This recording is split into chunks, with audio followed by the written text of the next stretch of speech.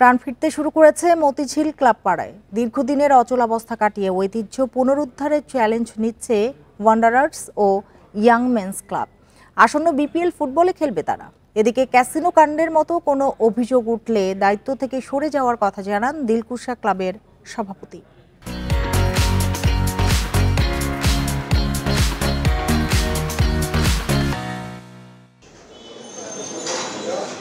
দরজা জানলা নেই, এসি, সোফা, চেয়ার, টেবিল চুরি হয়ে গেছে।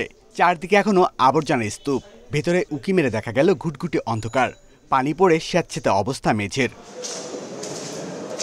ক্যাসিনো কাণ্ডের পর জাতীয় নির্বাচনের আগে বন্ধ দরজা খোলার অনুমতি দেয় প্রশাসন। দুই একটি ক্লাব খুললেও তাদের কার্যক্রম ছিল দায়সারা। তবে রাজনৈতিক পট পরিবর্তনে ক্লাবগুলোতে ফিরছে গতি। ইয়াং ম্যানস, ওয়ান্ডারার্সের মতো ক্লাবগুলো তৈরি হচ্ছে বসুন্ধরা আবাহনীর পরীক্ষা নিতে। ক্যাসিনো একটা জুয়ার ব্যবসা, এটার সাথে যারা জড়িত ছিলেন আমি মনে করি যে তারা ক্লাবের স্বার্থ দেখেননি বা তারা ক্লাবের সাথে জড়িত না, কারণ এটাই তো পলিটিক্যাল একটা বিষয় ছিল। এখানে আমাদের কথা হচ্ছে যদি কোনো ক্ষেত্রে আমরা এর ধরনের পরিবেশ দেখি, সেই ক্ষেত্রে আমরা নিজেরাই সেই ক্লাবের থেকে পদত্যাগ করব, অথবা আমরা সেই পরিবেশ থেকে আমরা আন্দোলন করব পরিবেশকে ফিরিয়ে আনার জন্য।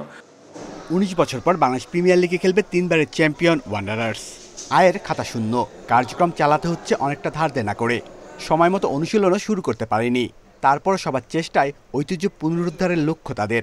আমরা টিকে থাকার কোনো চেষ্টা করব না। আমরা আমাদের টার্গেট হলো সামনের দিকে আগানো, এবং আমরা আশা করি আমরা যে টিম করেছি তাতে ভালো কিছু রেজাল্ট করতে পারবো, এবং ওয়ান্ডার্স ক্লাবের ঐতিহ্য আমরা যেন ফিরিয়ে আনতে পারি সেই চেষ্টাই করছি ইনশাআল্লাহ। আয়ের উৎস ছাড়া বিপিএল ফুটবলে সেরা ক্লাবগুলোর কতটা পরীক্ষা নিতে পারবে ওয়ান্ডারার্স, ইয়াং ম্যানস, সেটাই বড় প্রশ্ন। Shamim Ahmed, independent news, Dhaka.